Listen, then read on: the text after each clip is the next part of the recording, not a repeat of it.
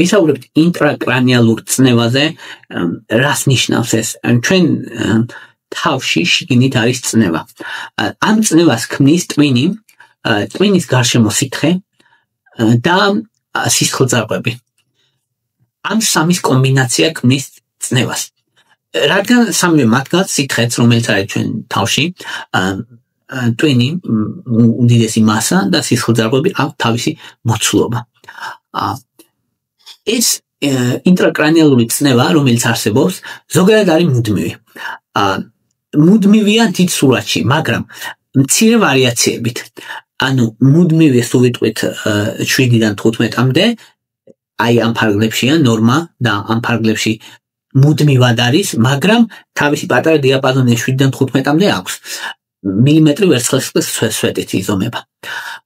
ეს არის ნორმა და დღის განმავლობაში სულ ფლუქტუირებს ეს. ანუ ზოგჯერ შეიძლება 7 იყოს, ზოგჯერ შეიძლება 10 იყოს, ზოგჯერ შეიძლება იყოს 15. ზოგჯერ შეიძლება იყოს 5 ან 0. თუ როცა ადამიანი დგება, ეს ქალაში დაწნევა მცირდება. ქალაში დაწნევა შეიძლება იყოს 0-თან ძალიან ახლოს, როცა ადამიანი ფეხზეა. ამიტომ არის, რომ ადამიანებს, რომელსაც აწუხებთ ქალაში დაწნევა, დაწოლილზე აქვს სიმპტომები. ამდგარზე შეიძლება არ ქონდეთ. თუ კი ახველებ, აცემინებ, ქალაში დაწნევა იზრდება 4-ჯერ, 5-ჯერ. და ან ძიმეებს უწევ, თუ იჭინთება ადამიანი, იძაბება ადამიანი, შეიძლება 20 მილიმეტრი ვერცხლისწყლის სვეტით აცდეს ქალაში დაწნევა. 95% ადამიანების ვერ გრძნობს აი ქალაში დაწნევა რომ ვარირებს ხანძრებით არის განკვევი ჩადის იმ მუდმივობას გრძნობს რომ სტაბილურად არის ნორმის ფარგლებში, მაგრამ აი ნორმის ფარგლებში ვარირებას როგორც წესი ვერ გრძნობს ადამიანები. არის 5% რომელიც ამას გრძნობს. ინტრაკრანიალური წნევა თუ გადააჭარბებს 20-დან 25-მდე და დარჩება ასე აწეული, მაშინ სიმპტომები იქნება. სიმპტომებია თავის ტკივილი, მოჭერის შეგრძნება,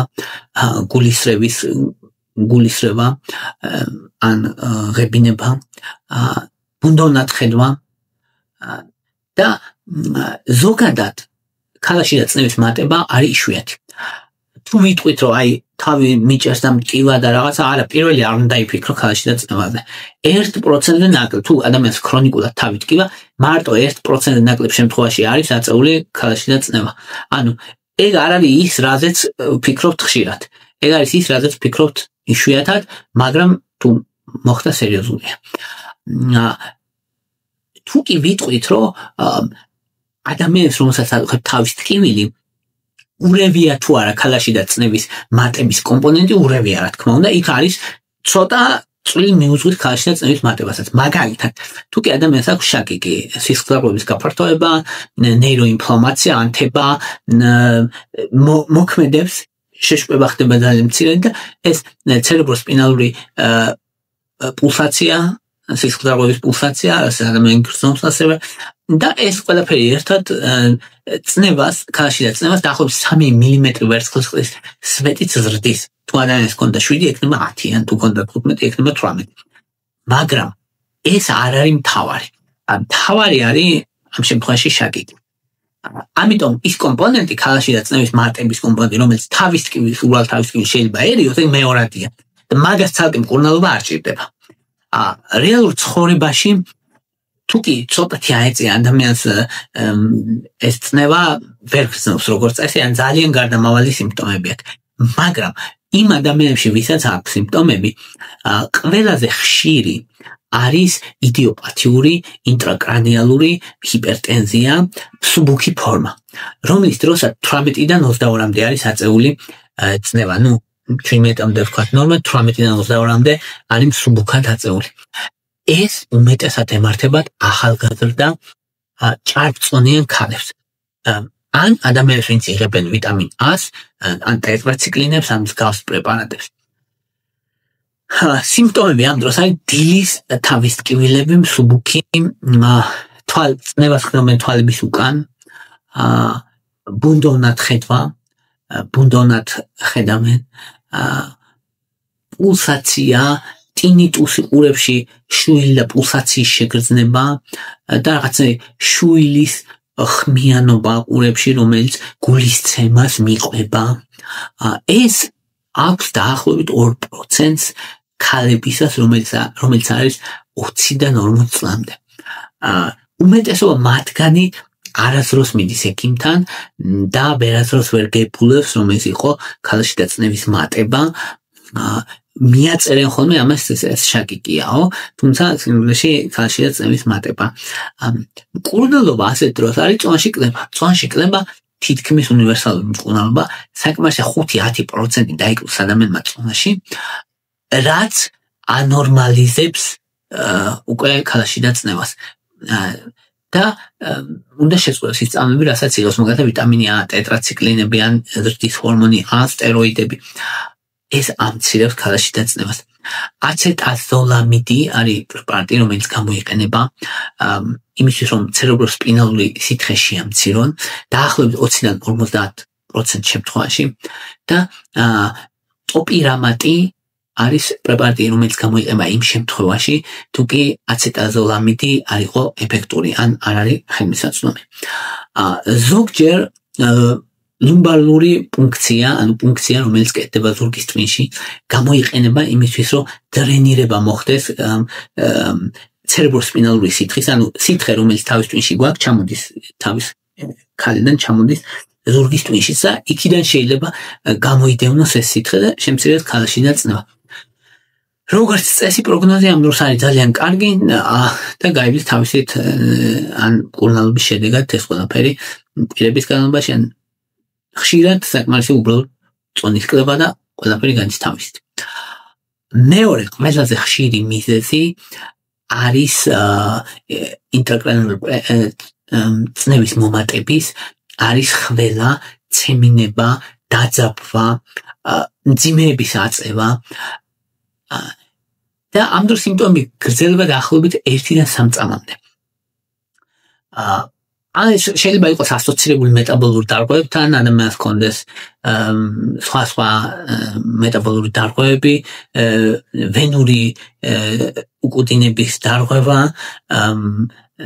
შეიძლება იყოს მომატებული მცირედი ინტრაკრანიალური წნევა და აი ესეთი სხვადასხვა სახის მოქმედებებმა გააძლიეროს ეს ყველაფერი და სიმპტომები მიეცეს ადამიანს.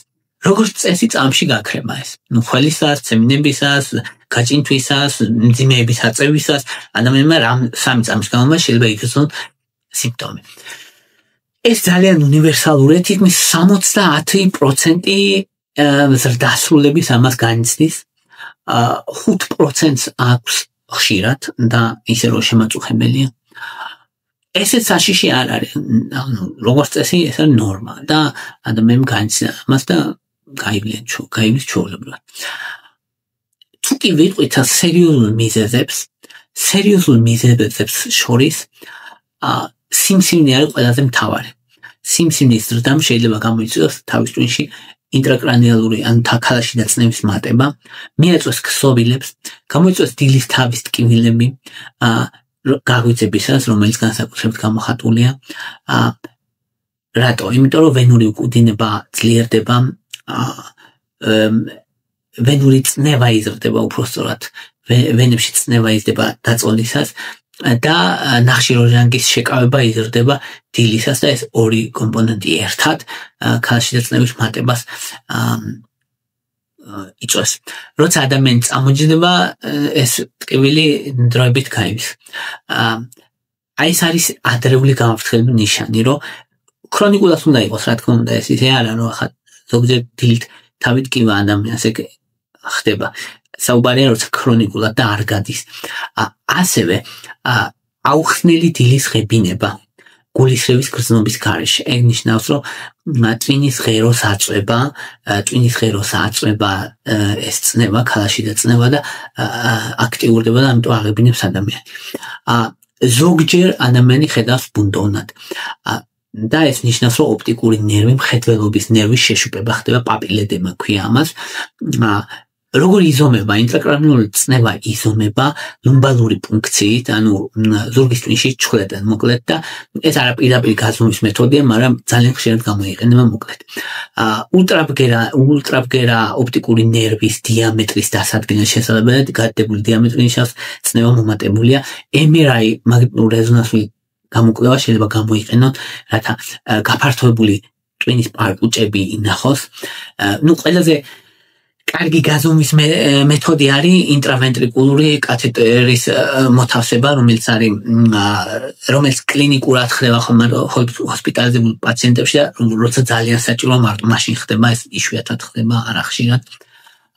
მეორე მნიშვნელოვანი მიზეზი, რატომაც ქალაში დაწნევა შეიძლება იყოს მომატებული, არის თავის ტვინის ტრავმული დაზიანება, თავის ტრავმა მიიღო ადამიანმა, შეშუპება მოხდა ქსოვილების და გაიზარდა ქალაში დაწნევა. ან სისხლდენა მოხდა, გაიზარდა ქალაში დაწნევა. შეშუპება, ჰემატომა იწვევს ამ წნევის ზრდას წუთებში და ეს არის სასიკვდილო. მაგალითად საფეთქეს რო დაარტყავენ და საფეთქის არტერიის სისხლდენით რო ადამიანი კვდება, აი ზუსტად ან შეუშუპდება ადამიანი კვდება, ამ სასწრაფოდ ოპერაცია ჭირდება ეგეთ დროს. მესამე ყველაზე ხშირი და სერიოზულიდან არის, როცა არის სისხლდენა, ანუ ტვინის გარსებში, ან თვითონ ტვინში შეიძლება ანევრიზმა გასკდეს, ან სხვა მიზეზი იყოს სისხლჩაქცევის და შეიძლება იყოს ინტრაცერებრალური ან სუბდურალური ჰემატომა, მოკლედ ნებისმიერ შემთხვევაში სისხლძარღვას კდება და სისხლი იღვრება, წნევას უმატებს. ეს ტკივილები პროგრესირებს წუთებში და ადვილად და იწვევს ადამიანის ცნობიერების დარღვევას და ცნობიერების დაკარგვას დაქვეითებას. შემდეგი მნიშვნელოვანი მიზეზი არის იდიოპათიური ინტრაკრანიალური ჰიპერტენზია, რომლის დროსაც ვერაფერს ვერ ხედავთ, რომ მასა არის რამე ტვინში ან ესეთი, მაგრამ ხდება ისე, რომ მაინც ეს აქვთ ახალგაზრდა ჭარბწონიან ქალბატონებს უმეტესად. ძირითადად არის, იმიტომ რომ ცერებროსპინალური სითხის აბსორბცია არის დარღვეული. თავის ტკივილები, ყოველდღიური თავის ტკივილი, გარდამავალი ფუნდოვნად ხედვა, ოპტიკური ნერვის შეშუპება. ეს არის კლასიკური ნიშნები იდიოპათიური ინტრაკრანიული ჰიპერტენზიის.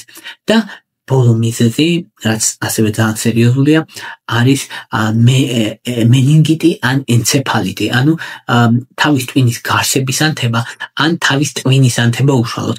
ორივე შემთხვევაში ტვინი სივდება პირდაპირ გაგებით და სითხე შუპდება ტვინი და წნევა იზრდება. ასევე ცერებროსპინალური სითხის აბსორბცია არის დარღვეული, ანუ მოკლედ სითხე შედის, ვეღარ გამოდის და ამიტომ წნევა იზრდება თავის ტვინში.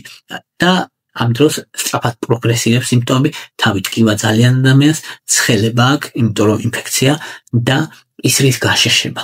კისრის გაშეშება არის ხოლმე ერთ-ერთი მთავარი ნიშანი მენინგიტის და აი სიმპტომების სწრაფი პროგრესირება. ამიტომ მენინგიტის შემთხვევაში სწრაფად მოქმედებაა საჭირო. სხვა შემთხვევაში მენინგიტი შეიძლება იყოს ფატალური, ასევე ენცეფალიტის. აი ეს იყო რის თქმაც მინდოდა, მადლობა რომ მისმენდით, მადლობა რომ გაინტერესებთ, თუ მოგწონთ ჩემი ვიდეოები დალაიქეთ, თუ მოგწონთ ჩემი არხი გამოწერეთ, მადლობა ინტერესისთვის.